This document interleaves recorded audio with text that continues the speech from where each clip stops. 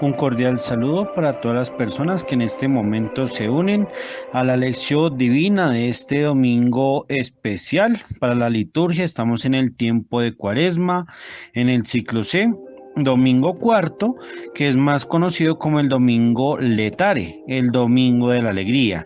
Alégrate significa esta palabra, por eso vamos a encontrar en esta liturgia una bella página del Evangelio de Lucas, una escena que es muy conocida por cada uno de nosotros, pero que hoy nos tiene un significado especial, distinto a lo que hemos recibido. Por eso los invitamos para que bien dispuestos nuestros lugares de estudio, de trabajo, nuestro lugar para la oración especial. Si nos encontramos en familia, si nos encontramos como comunidad parroquial, como comunidad religiosa, qué bonito es saber que el Señor nos dispone también a nosotros en nuestra mente y en nuestro corazón. Por eso pidámosle al Señor que nos permita sentir esta alegría que brota de su palabra.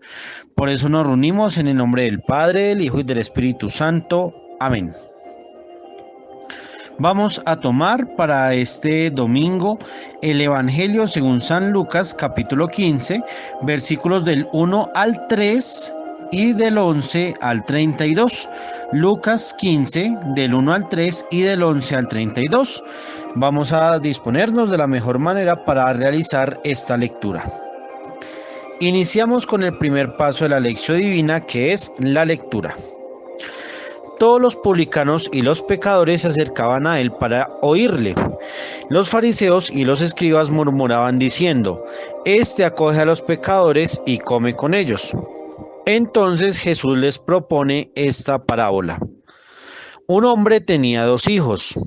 El menor de ellos dijo al padre: Padre, dame la parte de la herencia que me corresponde. Y él le repartió la hacienda. Pocos días después, el hijo menor lo reunió todo y se marchó a un país lejano, donde malgastó su hacienda viviendo como un libertino. Cuando se lo había gastado todo, sobrevino un hambre extrema en aquel país y comenzó a pasar necesidad. Entonces fue y se ajustó con uno de los ciudadanos de aquel país, que le enviaba a sus fincas a apacentar puercos, y deseaba llenar su vientre con las algarrobas que comían los puercos, pues nadie le daba nada. Y entrando en sí mismo dijo: ¿Cuántos jornaleros de mi padre tienen pan en abundancia, mientras que yo aquí me muero de hambre? Me levantaré, iré a mi padre y le diré: Padre, pequé contra el cielo y ante ti, ya no merezco ser llamado hijo tuyo, trátame como a uno de tus jornaleros. Y levantándose partió hacia su padre.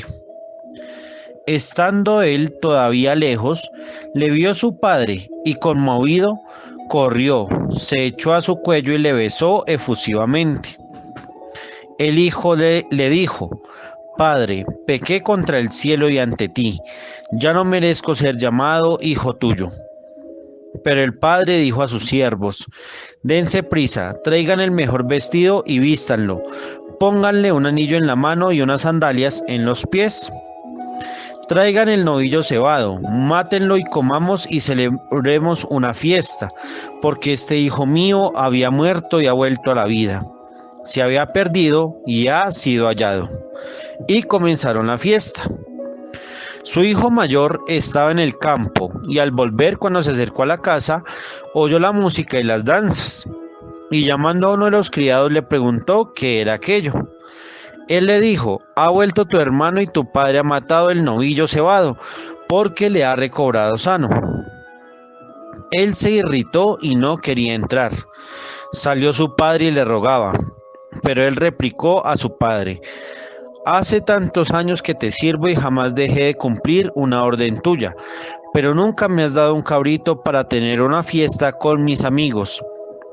Y ahora que ha venido ese hijo tuyo, que ha devorado tu hacienda con prostitutas, has matado para él el novillo cebado. Pero él le dijo: Hijo, tú siempre estás conmigo y todo lo mío es tuyo. Pero convenía celebrar una fiesta y alegrarse, porque este hermano tuyo había muerto y ha sido vuelto a la vida, se había perdido y ha sido hallado. Vamos con el segundo paso de esta lección divina, que es la meditación. Para ello tomaremos cuatro ejes fundamentales: la relación entre el Padre y la vida sin sentido, el volver y el perdón, y finalmente terminaremos en el hermano. Vamos con la primera parte, que hace referencia al Padre y la vida.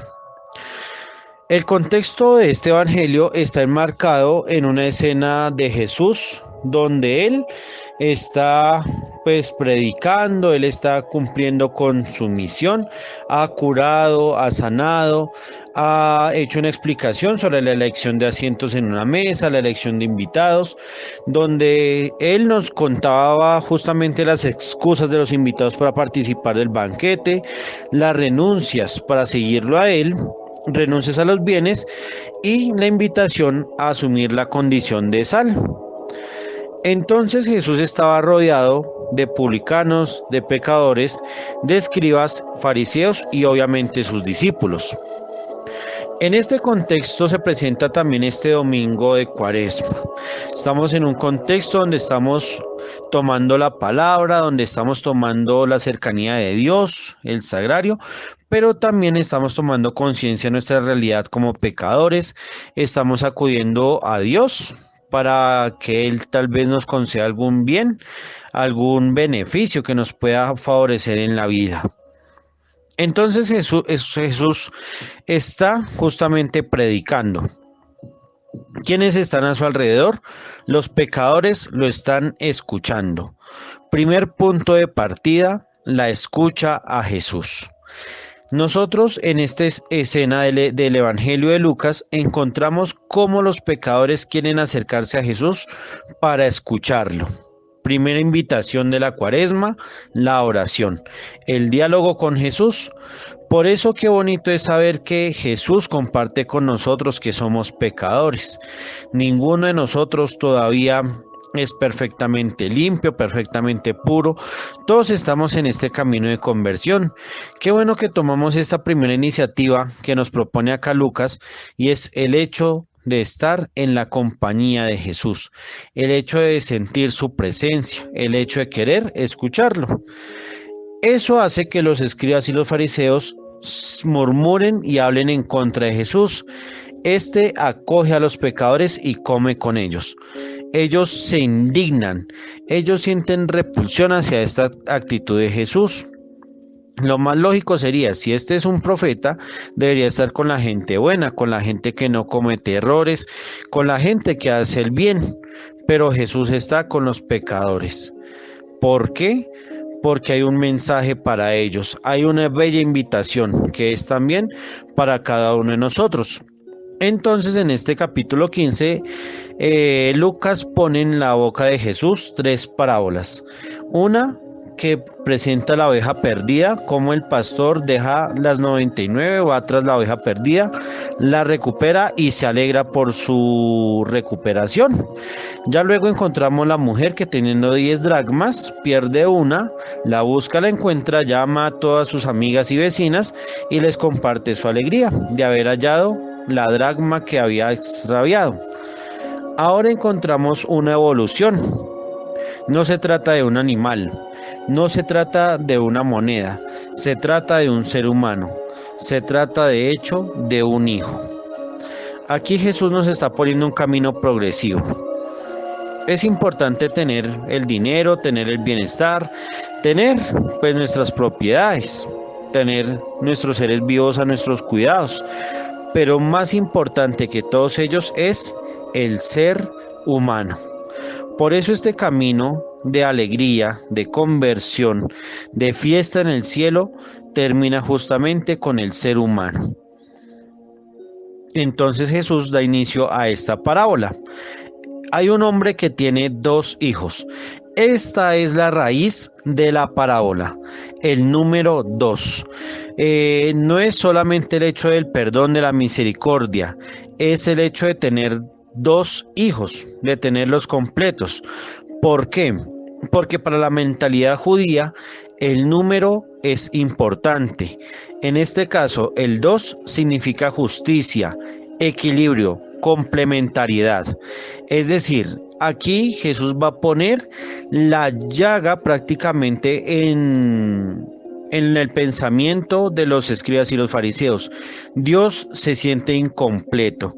Dios no está pleno porque uno de sus hijos se ha perdido, se ha extraviado. Entonces vamos a meternos de lleno en esta escena. El hijo menor, el más joven, pide la propiedad a su padre, pide lo que le corresponde a él. Sin embargo, el texto griego nos dice que el padre le da la vida. Primer punto de esta parábola. Jesús nos comunica que Dios nos da la libertad. Dios, al darnos la vida, nos da la posibilidad y la capacidad de elegir, de discernir, de optar por un camino, por otro, de quedarnos con él o marcharnos. Es el amor gratuito e incondicional del Padre. El Padre que da la vida ante aquel que le pide simplemente una propiedad material. La pregunta es, ¿qué estamos haciendo con nuestra vida? ¿Qué estamos haciendo con la libertad que el Señor nos ha regalado? Vamos ahora a la vida sin sentido. Resulta que este hijo menor comete 3 errores, que son 3 errores que cometemos nosotros en nuestro camino y en nuestro itinerario de fe. Primer error, ir a tierras lejanas. El hijo más joven le pidió simplemente la propiedad. El padre le da su vida. Él hubiera podido sencillamente rehacer su vida en algún terreno de la casa de su padre, en un territorio cercano, pero él decide alejarse. Él decide marcharse. Se va a tierras paganas. Es el camino del pueblo de Israel. El pueblo de Israel, obligado o no, acude a tierras lejanas y se inserta en toda esta cuestión del paganismo. Entonces, ¿cuál es el primer error en nuestra vida espiritual? Ir a las tierras lejanas de Dios. Mezclarnos con aquellas costumbres que no son de Dios, asumir una filosofía de vida que está contraria a lo que nos propone su amor misericordioso. Segundo error, vivir disolutamente, es decir, malgastar la vida en vicios. ¿Cuántos vicios hoy tenemos que nos quitan la libertad? ¿Cuántos vicios hoy tenemos que nos vuelven esclavos? Que ofreciéndonos placer simplemente nos encadenan a situaciones que ya no podemos romper. No son solamente los vicios que usualmente conocemos como alcoholismo, drogadicción, prostitución, pornografía, no. Obviamente están ahí incluidos, son los principales, pero miremos qué otros vicios se meten en nuestro corazón. La mentira, el chisme, el desprecio, el orgullo, la soberbia, la injusticia, la impiedad. ¿Cuántas veces nosotros vivimos disolutamente? Es decir, estamos teniendo una vida sin sentido. Nos levantamos porque ya nos toca, nos acostumbramos al trabajo porque ya nos toca y nos convertimos en una rutina constante que daña y rompe el amor que tenemos hacia nosotros mismos, hacia nuestros seres queridos, hacia Dios y a fin de cuentas hacia la vida misma.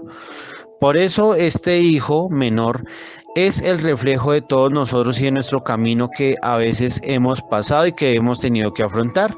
Y el tercer error es malgastar la propiedad. ¿Cómo gastas tú tu tiempo? ¿Cómo inviertes tú tus dones, tus cualidades, tus habilidades? Malgastar la propiedad no es simplemente derrochar el dinero, es también saber qué estás haciendo con lo que Dios ha puesto en tus manos, con la vida, con los seres vivos, con tu trabajo, con tus conocimientos, con tus experiencias. ¿Qué haces con todo eso? ¿Cómo lo inviertes? ¿Cómo lo aprovechas? ¿O simplemente lo estás gastando? ¿Lo estás botando a una caneca que simplemente no se llena? ¿Qué pasa? Que se vacía la vida, se vacía el sentimiento, se vacía el pensamiento y entonces nos convertimos en seres que viven por necesidad, es decir, nos convertimos prácticamente en animales. Necesitamos de otros para comer, para ser curados, para levantarnos. Eso significa el ser en necesidad. Aunque nuestras traducciones dicen que él sintió necesidad, el texto nos dice él es en necesidad. Entonces, ¿qué pasa? Que él acude a un ciudadano que le da un trabajo que es apacentar cerdos, alimentarlos. El cerdo es el símbolo del pecado, por eso estaba prohibido su consumo en la cultura judía, porque el cerdo es el único animal que vive entre la porquería y come desde ella.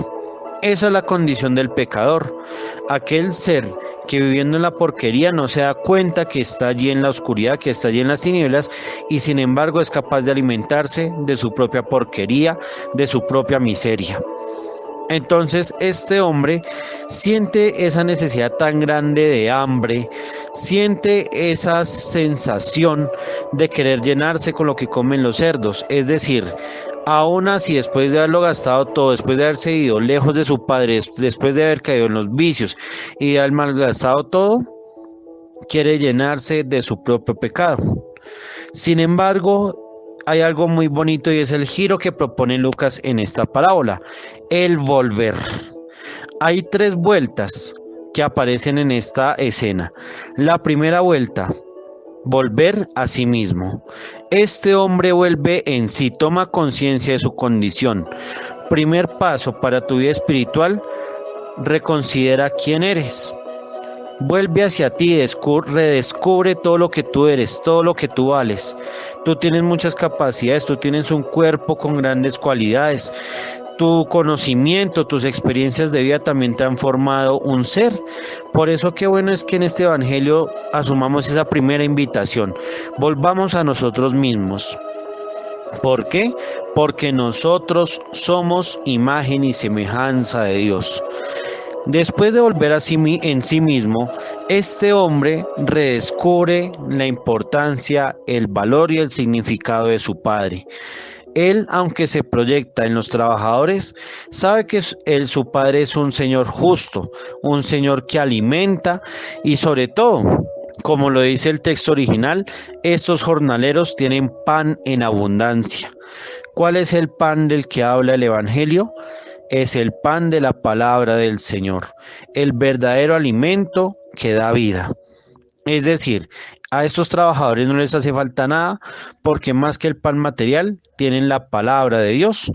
Por eso es muy significativo lo que él dice en el texto original. Padre, pequé dentro del cielo y ante tu vista. Entonces aquí ya nos ponemos a pensar que la casa del Padre, más que ser un lugar lejano, es lo que está dentro de nosotros mismos. El cielo, el paraíso, está dentro de cada uno de nosotros y está en nosotros cómo lo cuidamos, cómo lo expresamos, cómo lo fortalecemos o simplemente cómo lo dejamos de lado y cómo lo perdemos. Pero ¿qué pasa? Que estas 2 primeras vueltas vienen de la voluntad, de la libertad y de la vida de este hijo menor. Hay una tercera vuelta. Cuando este hijo decide ponerse en marcha hacia la casa de su padre, él viene justamente en el camino y el padre, viéndolo desde arriba, baja y corre apresuradamente hacia él. Le da un abrazo y un beso tierno. Qué bonito es leer Isaías 54, Isaías 55. Aunque todo el mundo te olvide, yo nunca te olvidaré.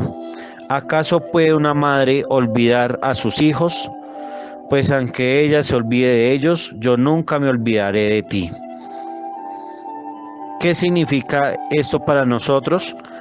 Convertirnos significa reconocer cómo Dios cada día nos abraza y nos besa tiernamente, cómo cada día Él nos toma como esos retoños que merecen amor, que merecen afecto. Y por eso aquí ya nos damos cuenta de la dinámica de la conversión. Hay una iniciativa que parte de uno mismo, pero la recompensa, el regalo, la gracia, lo da Dios. En la conversión entonces es fruto del perdón que brinda Dios, es fruto de la experiencia del amor de Dios. Por eso este evangelio es diciente para todos nosotros, porque es el hecho de tomar conciencia sobre lo que somos, lo que valemos, lo que significa el Padre, pero también lo que significa que Dios no recuerda el error, no recuerda el pecado, Él simplemente abraza y besa. Ahora, ¿cuáles son esos frutos del perdón? Entonces aquí el Evangelio nos dice que el Padre ordena a sus siervos, a sus trabajadores, matar el novillo cebado, matarlo, comerlo porque estamos en una fiesta. También traer el mejor vestido, vestir a este hijo, ponerle un anillo y las sandalias en los pies. ¿Qué significa esto? Que el verdadero sacrificio ya no está en matar animales y quemarlos para Dios. El verdadero sacrificio está en celebrar la vida de aquella persona que ha decidido volver a los brazos de Dios. La casa es la imagen de la iglesia. Los siervos son aquellos hombres dedicados a anunciar el evangelio con su vida. Por eso, ¿cuántos ángeles hay entre nosotros que nos ayudan a recuperar esa identidad? ¿Cuántos servidores con sus consejos, con sus palabras, con su tiempo, con su presencia, hacen esta invitación que coloca el Padre? Por eso el papel de estos siervos es importante, porque nadie puede volver solo al Padre. Se vuelve a Dios en medio de una comunidad que es la iglesia. Por eso la fiesta, la mejor de las fiestas, el mejor de los sacrificios es la Eucaristía. El mejor vestido es el bautismo, es la identidad del ser hijos de Dios. Y las sandalias es el símbolo de la libertad. Ya no camino descalzo. Ahora camino con una identidad. Yo soy un hijo de Dios libre. Soy una persona nueva. Soy un ser humano completo que está en camino de realización. Por eso lo que dice el evangelista Lucas es una invitación para toda la iglesia también y saber nosotros cómo estamos acogiendo a la persona que ha decidido volver a abrazar y dejarse besar del Padre Celestial. Entonces el Evangelio ha terminado una primera parte. El hombre ha recuperado a su hijo, ya tiene a sus 2 hijos. Pero ¿qué pasa? ¿Cuál es el drama de esta historia? El hermano mayor. Resulta que este hermano mayor no está en la casa. Entonces démonos cuenta que él también comete el primer error. Él se va lejos de su padre. Él escucha el ruido. Es decir, aquí hay una invitación y una reflexión especial. Cuando hay una conversión, cuando hay un retorno de un ser querido a la iglesia, hay ruido, hay fiesta. Y ese ruido lo tienen que escuchar afuera el mundo. El mundo no puede perder de vista que en la iglesia se celebra la presencia del hermano que está vivo, que estaba perdido y ha sido hallado, ha sido encontrado. Este hermano escucha el ruido. ¿Qué es lo más importante? Que él en estos momentos no está en la casa, él está en el campo. Entonces le pregunta a un servidor qué ha pasado. Y es bonita la respuesta de este servidor. Ha vuelto tu hermano. Esa es la primera noticia. Ahí se cumple el evangelio. Esa es la evangelización. Ha vuelto tu hermano. Ha sido recuperado aquel que se había perdido. Ha vuelto a la vida aquel que creíamos que estaba muerto. Y él continúa. Y tu padre ha matado el novillo cebado, porque le ha recobrado sano. Esta es la bella característica de este servidor. Por eso qué bueno que en la iglesia reflexionemos también nosotros cómo anunciamos cuando llegan unas personas o cuando están unas personas en nuestras comunidades parroquiales. Entonces este hermano se enfurece, él se irrita y no quiere entrar. Segundo error de este hermano, que al estar lejos tampoco quiere ingresar a la casa, es decir, aquellas personas que todavía no quieren entrar a la iglesia, no quieren entrar a la comunidad, se aíslan, se quedan afuera en la periferia, pero no para ayudar ni para servir ni para evangelizar, sino simplemente por su egoísmo, por su soberbia, se quedan lejos. Entonces el padre se acerca a él. Dense cuenta que el padre sale de la casa y lo llama, lo invita, le ruega que entre a su casa. Es decir, ahora cambian los roles. Ahora este hijo se encuentra justamente lejos del padre. Entonces, ¿qué dice este hijo? Hace tantos años que te sirvo esclavizadamente sin desobedecer ninguna orden tuya. Tercer error. No estaba siendo hijo, estaba siendo un esclavo. ¿Qué pasa a veces en nuestra vida de fe? Que muchas veces pretendemos cumplir los mandamientos, cumplir las prescripciones, las normas de la iglesia, que tenemos que cumplir tal condición, que tenemos que hacer otra, y nos llenamos de cuestiones que nos esclavizan. Y se nos olvida que Dios nos ha dado la libertad, pero más que la libertad, Él nos ha dado el amor para que seamos sus hijos. Por eso, esa respuesta que dice el Padre es también para cada uno de nosotros. Hijo, hija, tú siempre estás conmigo. Decía una vez un predicador, la crisis fraterna viene por una crisis filial. No se reconoce al hermano cuando hay situaciones paternales o maternales que no han sido sanadas, que no han sido reconciliadas. Por eso la primera conciencia que nos invita esta parte del Evangelio es saber que yo siempre estoy con Dios y que Dios siempre está conmigo. Segundo elemento que menciona el Padre, todo lo mío es tuyo, todo lo mío te pertenece. Ahí está la bella invitación de amor de este Evangelio, reconocer que de Dios no podemos esperar regalos o cosas aisladas, porque en Dios siempre lo vamos a tener todo. Y viene la explicación y la conclusión de este Evangelio. Convenía celebrar una fiesta, convenía celebrar esta Pascua, convenía hacer un regocijo total en nuestra mente, en nuestro corazón, porque este hermano tuyo, dense cuenta que aquí el Padre no dice este hijo mío, este hermano tuyo, había muerto y ha vuelto a la vida, se había perdido y ha sido encontrado. Qué bonito es saber en este Evangelio que la invitación del Padre es a completar sus dos hijos. Es decir, aquí ya la Cuaresma nos lleva a una evolución. Vamos pasando de la parte personal a la parte comunitaria y a la parte comunitaria a la verdadera comunión en Dios. Por eso, retomando estos 4 elementos del Padre y la vida, de la vida sin sentido, del volver y el perdón, podamos ser hermanos de camino, podamos ser hermanos que acompañan en la fe y que se alegran por la recuperación del hijo que había sido perdido. Vamos a tomar en este tercer paso de la oración las palabras de San Pablo en la segunda carta que dirige a los Corintios en el capítulo 12, porque estas palabras reflejan justamente la experiencia de conversión que tuvo San Pablo. Él, que se consideraba el hermano mayor de los judíos, es ahora el menor entre los cristianos.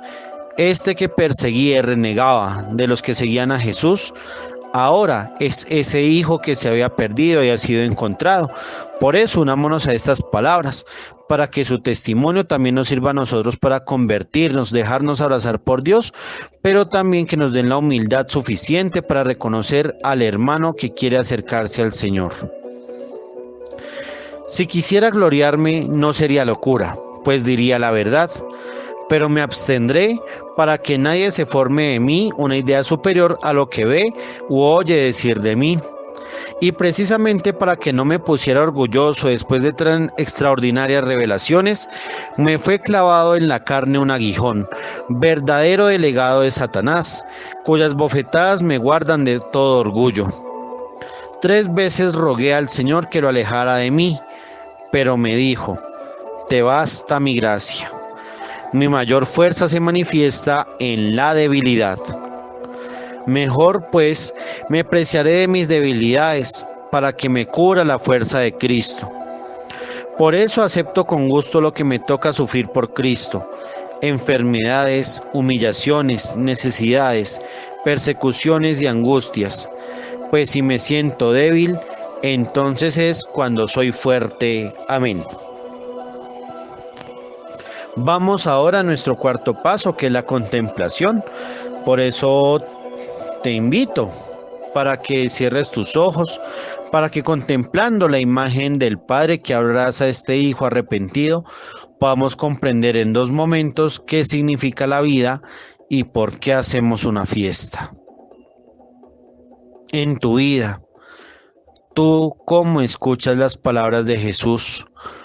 ¿Con qué intención te acercas a Él? ¿Qué quieres escuchar de Él? ¿Qué han hecho sus palabras en tu vida? En segundo lugar, ¿qué imagen, qué concepto, qué conocimiento tienes sobre tu Padre Celestial?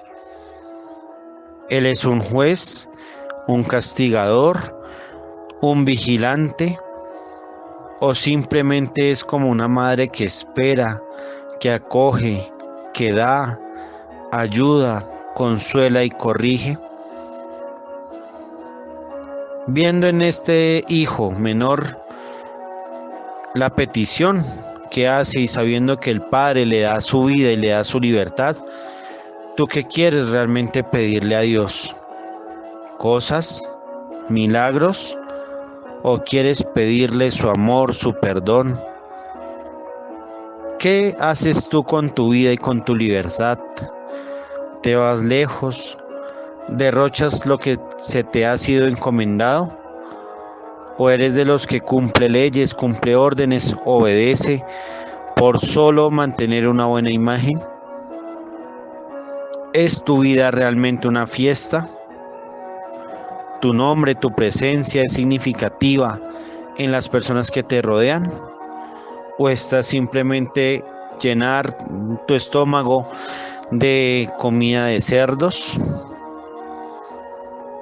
Ante esta realidad, vemos que la vida es una celebración, es una fiesta. Por eso, antes de toda fiesta, ¿qué necesitas para tu fiesta? ¿Qué necesidad sientes para saber que Dios corre a tu encuentro? ¿Cuál fue la situación que te llevó al fracaso y te ha hecho tomar conciencia de tu humildad, de saber que no eres perfecto, que no eres perfecta? ¿Cómo te dejas abrazar por tu Padre Celestial? ¿Cómo celebras ese encuentro con Dios, con la comunidad, con la palabra, con el alimento, con tu identidad? Y finalmente, ¿cómo es tu ser como hermano, como hermana? ¿Tú juzgas, tú condenas, tú alejas? ¿O tú te alegras, haces un banquete porque tu hermano volvió, cambió, mejoró? Contempla en silencio. Después de haber hecho estos 4 pasos de la lección divina, vamos ahora a hacer este camino ya de forma más personal, ya de forma más reflexiva.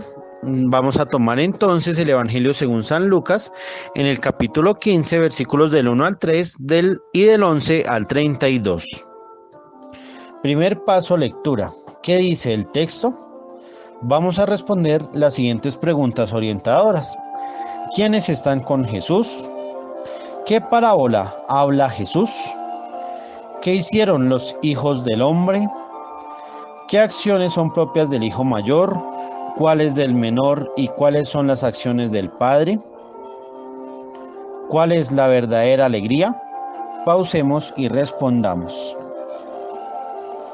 En el segundo paso en la meditación, ¿qué quiere decir el texto? Vamos a responder los siguientes cuestionamientos. ¿Por qué Jesús está enseñando en parábolas? ¿Por qué se habla de 2 hijos? ¿Cuáles fueron los errores del hijo menor? ¿Qué significan hoy las 3 vueltas entre el hijo menor y el padre? ¿Por qué el rechazo de parte del hermano mayor? ¿Por qué se insiste en la alegría por la vida y el encuentro? Pausemos y meditemos. Para este tercer paso, la oración, donde dirigimos a Dios nuestras palabras del texto, vamos a retomar las palabras que Dios le dice al hijo mayor, pero en él también a todos nosotros. Y desde estas palabras vamos a responderle al Señor con lo que salga de nuestro corazón y de nuestra mente.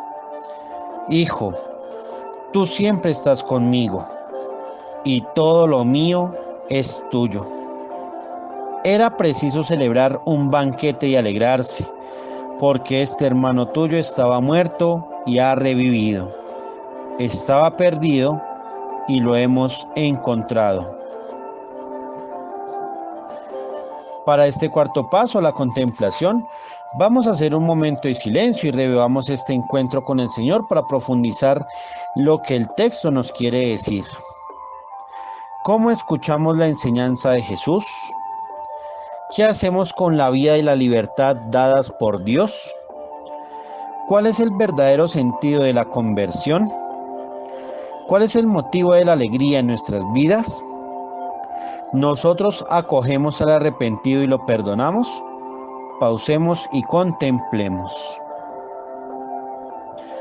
No podemos dejar de lado el quinto paso de esta lección divina, que es la acción. Haz un compromiso a la luz de esta palabra de vida, palabra de alegría, palabra de misericordia, para que a través de la oración, del ayuno y de la donación podamos en este tiempo de Cuaresma volver nuestra mirada a Dios, volver nuestro corazón a su amor, para que así todos formemos una verdadera comunidad, una comunidad que se alegra en el encuentro con el hermano que se había perdido, una comunidad que celebra la vida de aquel que habíamos creído muerto. Recordamos la invitación que hacemos desde este subsidio. En este tiempo de Cuaresma asistamos más seguidos a nuestros templos parroquiales. Celebremos los sacramentos con fe, con amor y con alegría. Sobre todo, acerquémonos a la fiesta del perdón en el sacramento de la reconciliación. Hagamos oración con la palabra de Dios. También es bueno hacer nuestra ofrenda, bien sea económica o materialmente, al templo o a la persona más necesitada. Y finalmente, comparte este video y suscríbete a este canal. Recuerda que la palabra de Dios se lee, se ora, se celebra y se vive en comunidad.